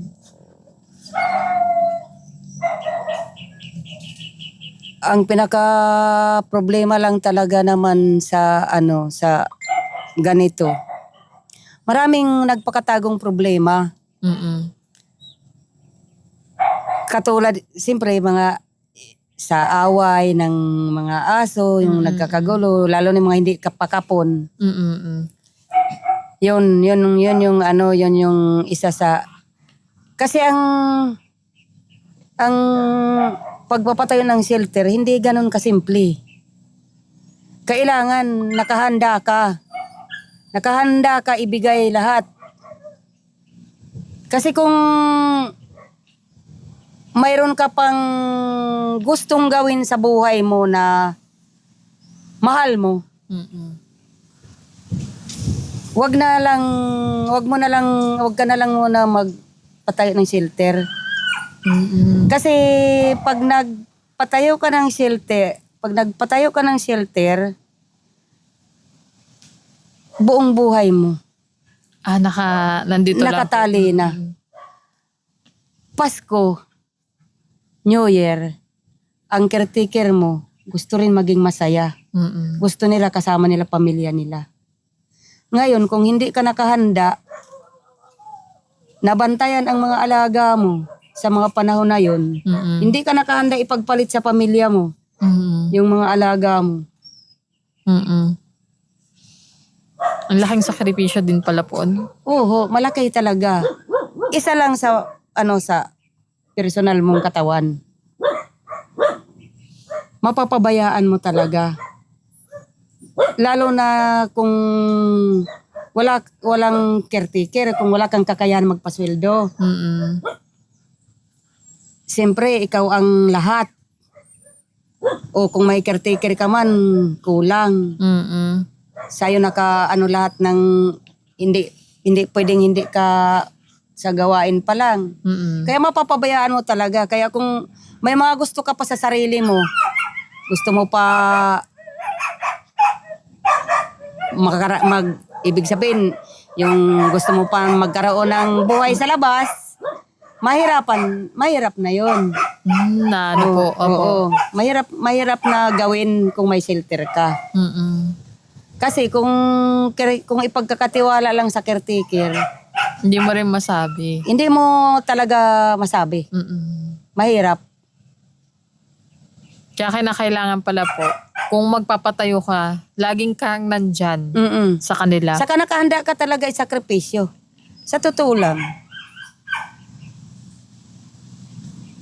Ako, hiwalay sa asawa. Hindi niya matanggap yan eh. Mm-mm. Marami sa amin, ganun. Mm-mm. Kasi hindi matanggap ng asawa nila yung buhay na kinalalagyan namin.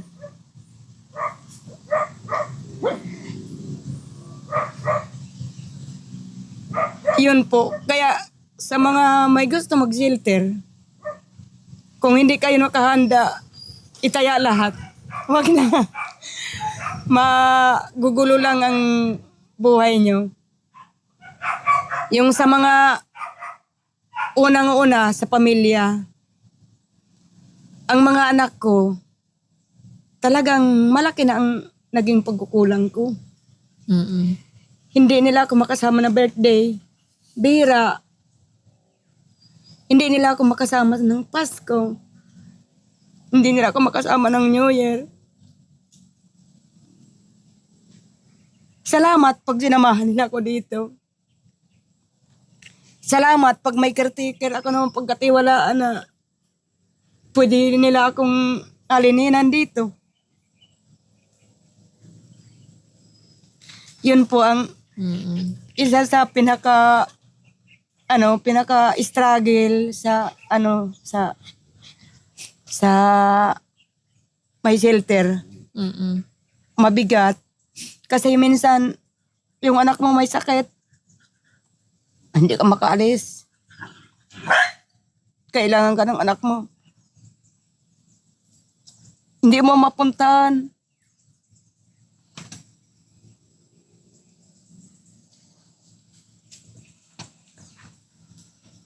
Pinapasuggest ko na lang po talaga ang lahat. Opo. Pero hindi ibig sabihin na mas mahal ko yung mga aso ko. Lahat, mahal ko pamilya ko, mahal ko mga aso ko. Hindi nga lang talaga, hindi ko nga lang talaga magawa na, na mapantay minsan, yung mabalance. Kaya, yun po, yung mabigat sa dibdib, kahit na naunawaan nila, naunawaan ng mga anak ko.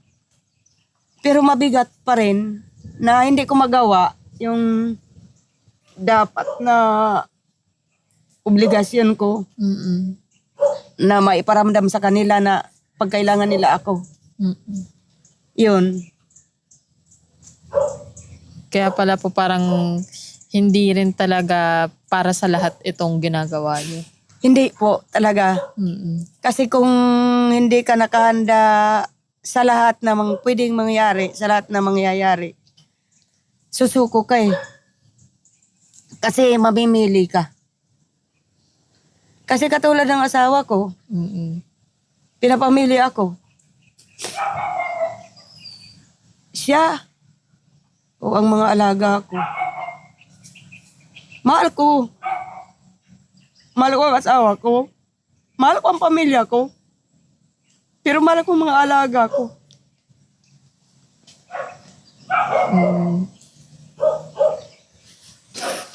Kaya ang sabi ko lang sa kanya, kung hindi mo kayang tanggapin ang buhay ko,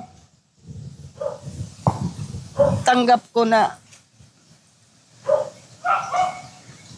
aalis ka, na mawawala ka. Wala akong hinanakit, wala akong galit. Tanggap ko. Itong gusto ko, itong pinili ko. Ngayon, kung hindi mo kaya, hindi mo tanggap, wala akong magagawa. Kaya yun, wala akong nagawa. Tanggapin na lang lahat. Ito lang ang buhay ko. Saka, pag may shelter ka talaga, kailangan, hindi naman yung wala kang pangarap sa buhay. Ibig sabihin, dapat makontento ka kung anong mayroon ka. Kasi, pagka hindi ka nakontento kung anong mayroon ka, hindi ka masaya kung anong mayroon ka, matutukso ka. Sino ba ang magsasabi na walang pumapasok na donasyon sa ganito? 'Di ba? Isa-100,000 lang nahawakan mo. Pag mahina ang ang pananampalataya mo, kung mahina ka kung hindi ka takot sa Diyos, kung hindi ka masyado takot sa Diyos, o sabihin pa natin takot ka sa Diyos. Pero kung sisilawin, 'di ba si Judas nga, 'di ba? Ipinagpalit sa sino ba yung pinagpalit si Kristo sa pilak? Opo. 'Di ba? Ganon din ng shelter. Kaya nga yung sa iba napapabayaan. Mapangit. Pangit pero katotohanan, 'yun ang nangyayari Opo. minsan. Napapabayaan yung mga alaga kasi nasisilaw sa hindi nagagamit ng maayos Yung donasyon po yung na- donasyon. Hindi ko lang din po kasi inasahan na alam mo yun, nakadikit na kayo dito eh. Habang buhay na kayo nandito. Kasi kailangan kayo ng ating mga kapatid. Dahil kung wala kayo, yun nga po ang iniisip ko. Papaano na lang po kung kayo po ay mawala? Ayaw naman sa ano, hindi naman natin gugustuhin pero Opo. nangyayari. Papaano na lang sila na nangangailangan? Kaya napakabigat ng desisyon na ito na tinayo nyo itong shelter na ito na maraming sakripisyo na kailangan bitawan, na kailangan panindigan. Napakabigat. Napag-uusapan po namin yan. Kaya isa po yan sa dahilan kung bakit ako tumigil sa rescue. Kung bakit surrender na lang yung ano. Kasi sabi ng mga anak ko, Mama, alagaan mo ang sarili mo. Kasi tumatanda ka. Tumatanda ka na. Hindi mo nakakayanan yung katulad dati. Opo. Na malakas ka, mabilis ka kumilos, malakas ang katawan mo, maayos ang kalusugan mo. Kaya alagaan mo ang sarili mo kasi hindi ka naman namin pwedeng alagaan kasi may sarili kang may sarili kang buhay. Opo. Kaya sabi nila, alagaan mo ang sarili mo para tumagal ang buhay mo. Kasi pag nawala ka, paano mga alaga mo? Paano sila? Pero ako, inaano ko dati, iniisip ko, sabi ko, sa isip ko, kailangan kong makakita ng tao, kahit sa mga caretaker ko, na pwedeng magmana kung sakasakali mawala ako. Pero naiisip ko ngayon, dahil sa tulong ng mga anak ko, sa mga animal lover din naman sila, kung sakali mawala ako, hindi nila to pababayaan. Kahit sinasabi nila ngayon na, Mama, ayaw namin manahin yan. Hindi namin kaya yung ginagawa mo, hindi namin kaya yung gampanan kung ano yung obligasyon niyan, yung responsibilidad niyan. Kaya mabuhay ka ng matagal. Alagaan mo ang sarili mo. Pero malakas ang tiwala ko na oras na mawala ako, pero sana yun din ang dinasal ko na humaba din ang buhay ko. Para kahit papano, kung sakasakali man mawala ako, yung mga anak ko established na, maano nila, mabigyan nila ng panahon. Kasi kung mas maaga, katulad sa ngayon, nag-uumpisa pa lang din sila ng sarili nilang buhay, maaaring mawala talaga ito. Pero kung mawawala ako na establish na rin sila, yung nagmiminti na lang din sila ng buhay nila, hindi nila matitiis to. Kasi ito lang ang magiging alaala nila sa akin eh. Opo. Kaya yun po, yung ano ko. Doon naman po sa yun nga, yung napapabayaan yung dahil natutukso. Nangyayari po talaga siya. Kaya nagpapasalamat po ako sa Diyos na nakontento ako. Ibig sabihin, kung makahawak man ako ng pera, minsan kahit nga personal na pera, galing sa mga anak ko, galing sa pagmamahal sa akin ng iba. Kasi mayroon din nag-aabot sa akin pang personal na panggastos. Dahil nga sa nakontento na ako sa buhay ko, wala akong kailangang bilhin, wala akong gusto para sa sarili ko na mabili o makuha, nagagamit ko siya sa mga alaga ko pa din. Yung mga personal na binibigay sa akin. Kaya yung iba po na papabayaan, yun nga po, dahil natutukso. Dahil pag nakahawak ng malaking halaga, iba ang napupuntahan. ang sa akin po, talagang sinisikap ko na ano. Kaya yun po, nagpapasalamat din talaga ako sa Diyos na naging matibay ako sa tukso. Na mas lumamang ba yung takot ko sa Diyos na magkasala kaysa sa buhay na marangya o magkaroon ng ng material na bagay. Kasi sa totoo lang naman, hindi ako bumibili ng damit. Yung suot ko, mga bigay-bigay yun. Kontento ako. Kaya kung may pera man ako, hindi ko na maisipan bumili pa ng damit.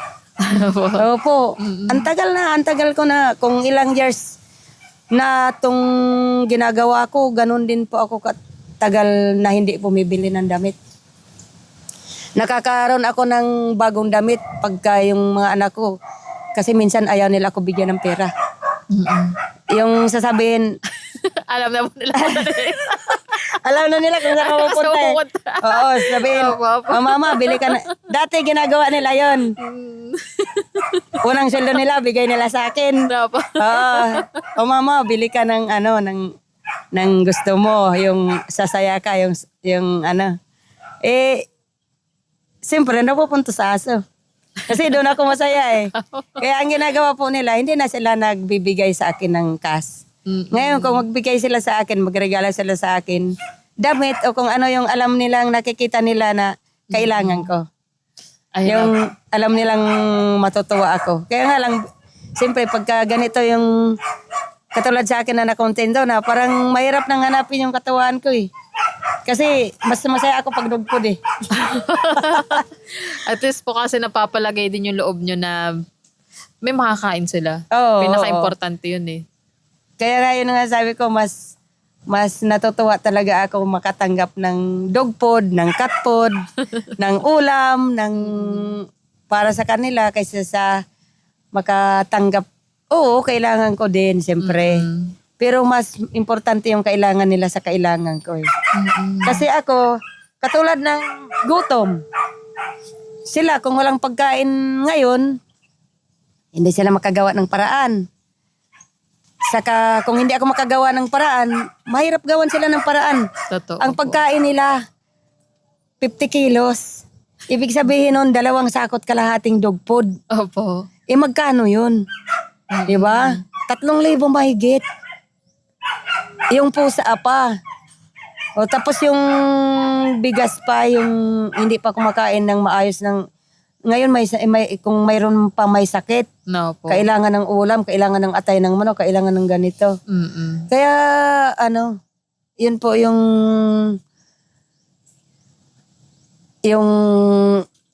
mas importante. Nagutom ako ngayon, pwede ako mangutang sa tindahan ng tinapay, pwede ako mangutang ng biskwit, pwede ako umutang ng kape, kung wala kaming kape, mabubusog na ako. Pero sila, o diba? Maghihintay lang sila ng bigay ko. Kaya talagang mas importante mas masaya ako na nakukuha ko yung pangangailangan nila kaysa nakukuha ko yung pangangailangan ko at gusto ko. Kasi mas masaya din ako pag nakukuha yung pangangailangan nila kaysa sa makuha ko yung kasi kung sa kasiyahan, masaya na ako sa kanila. Bonus na lang yung mga bagay na nagpapasaya sa akin na ibibigay. Kaya nga po parang anak nyo na tong mga to eh. Kaya hindi mo, kung papipiliin nga naman, parehong may buhay. Mahirap mamili kung anong pwede, pero ganito pala talaga yung totoong buhay na meron kapag may shelter ka. Hindi siya gaano kadali. Hindi rin lahat ay willing tumulong. Hindi rin lahat ay nagpapakatotoo. Talagang makikita mo dito eh. Kalahin nyo yun, napakarami ng mga kasama natin ngayon, bukod pa po dun sa mismong shelter natin at dun pa po sa inyo pong luma. Lahat ng yun, nabigyan nyo ng pag-asa na hindi gaano pero hindi talaga madali na bumuhay ng ganitong kalaking proyekto o ganitong kalaking shelter para sa kanila. Sa totoo lang po talaga ay hindi ito binibigyang pansin. ng ating hindi naman nakakataas, pero ng ating gobyerno. May gusto po ba kayong ipahatid na mensahe sa kanila? Lalo na napakalaking responsibilidad nito. Ang isa naman po talaga sa ano namin, sa gusto namin at ipinaglalaban namin, yung pantay na trato. Yung kung makatao, dapat makahayop din tayo. Mm-mm. Yun lang naman, yung against talaga kami sa dog pound.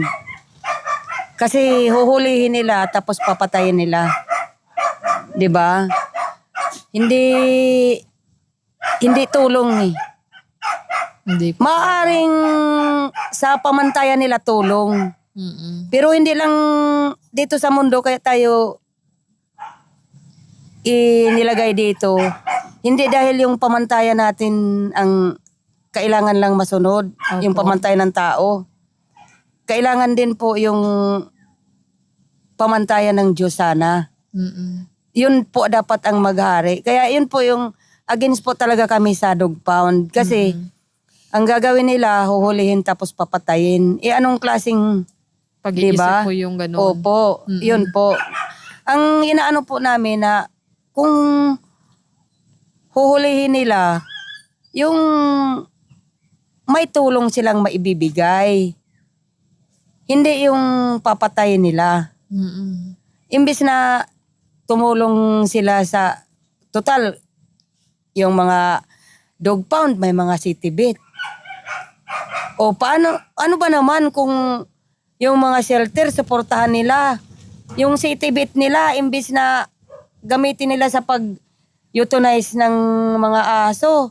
Gamitin nila gawin nila ang mission sa mga shelter para magamot yung mga kailangan gamutin at makapon yung mga kailangan kapunin. Mm-mm. 'Di ba? Kaysa patayin nila. Mm-mm. Kung ngayon, kung manghuhuli sila, idiretso na lang nila sa shelter. Kung hindi nila kayang mag-maintain ng shelter, maraming shelter. Opo. Kailangan lang talaga ng suporta ng gobyerno sa kanang mga individual. Opo. Ang maraming nakahandang magbuwis ng maglaan ng panahon, maglaan hanggang kamatayan ng buhay nila para sa mga hayop na mga shelter. Ang kulang po talaga yung tulong. Mm-mm. Kaya madalas po ang kinakahantungan, marami na po nagwatak-watak, nag-close Mm-mm. na mga shelter kasi hindi kinakaya yung pangangailangan. Kasi ako sa totoo lang, isa ako sa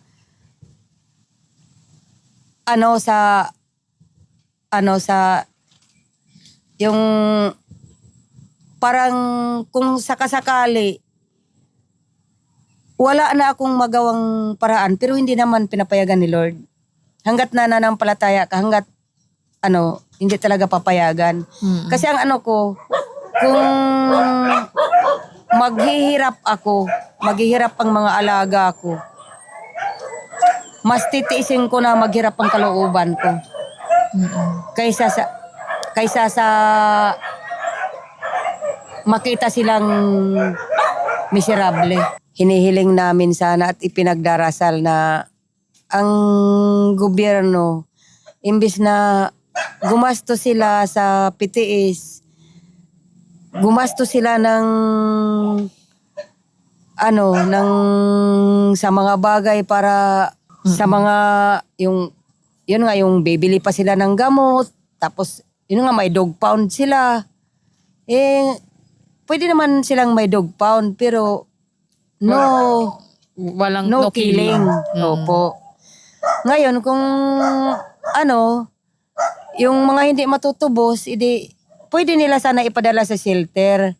Yung mga doktor nila doon, imbis na gamitin ng pagka-doktor nila sa pagpatay ng mga nahuhuli, ano ba naman kung gawin nilang mission sa mga shelter, pumunta mahal po ang magpabit. Opo. Nakikita ko nga po namin yung mga bills nyo po na ginagastos doon sa ano. Opo, napakamahal po magpabit. Kaywa na lang po, mahigit 100,000 po ang doon. Ang nagastos po doon. Baka nga hindi po lang po 200,000 ang... Ang inabot po talaga. Opo. Mm-mm. Yung mga gamot-gamot, yung kung ano-anong ano. Kasi yung sa bills lang, 100,000 na mahigit. Yung mga bili pa sa labas. Totoo po. Napakamahal magpabit. Kaya kung yun po sana ang gagawin ng gobyerno, malaking kagaanan, malaking tulong sa mga hayop. Mm-mm. Hindi pa sila magkakasala sa Diyos. Mm-mm. Kasi tanggapin natin hindi, ang pumatay ng aso, Parang pagpatay na rin po ng tao. kasalanan. Mm-mm. Sa batas, hindi. Opo. Pero sa Diyos, kasalanan talaga. Kaya wala tayong magagawa kung pagkasalanan, hindi nagbabago yun. Pag batas ng Diyos, hindi nagbabago yun. Mm-mm. Kahit kailan, walang pagbabago yun. Mm-mm. Ang batas ng tao, nababago. Pero ang batas ng Totoo Diyos, po. hindi. Kaya kung gamitin nila yung mga doktor nila sa pagtulong sa mga shelter, sana magamot yung mga kailangan gamutin. Mm-mm. Makapon yung mga kailangan kapunin. Malaking tulong sa shelter, hindi nagagastos ng ng pang bit, pang Mm-mm. malaking kagaanan ng shelter, malaking tulong sa hayop. Opo. Yun po sana ang maisip ng gobyerno natin na yung ginagawa nila ay hindi tulong. Kundi Talagang kung tutuusin, may batas ng animal cruelty. opo, Diba? Opo. Pero kung iisipin nilang mabuti, sila mismo ang unang-una lumalabag sa batas na yun. Dahil sa ginagawa nila sa dog pound na yun. Kaya yun talaga ang inaano namin na ma-abolish yung dog pound. Mm-mm. Mawala yun.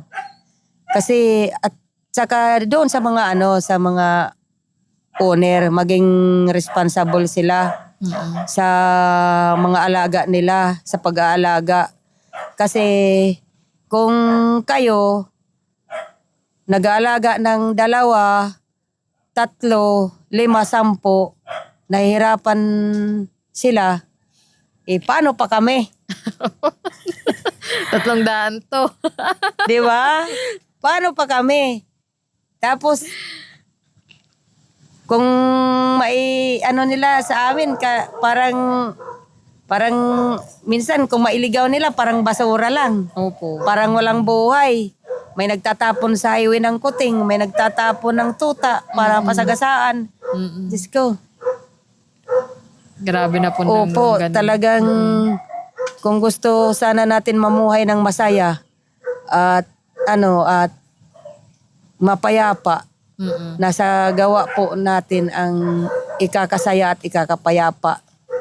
Wala po sa yung mga material, mga bagay na temporary lang po yung kasiyahan nun. Mm-mm.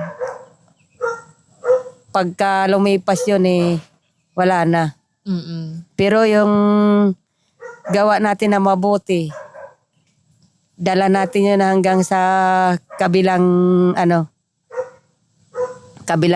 buhay. Mm-mm. Totoo po yan. Pero ito po, bilang pagkatapos na rin ng ating pong episode o ng ating chika, ano po yung gusto nyo pong ipaiwan na mensahe sa episode na to? Ang talaga ang pinakamasakit sa akin, yung nakakakita ako ng pinagmamalupitan, napapanood.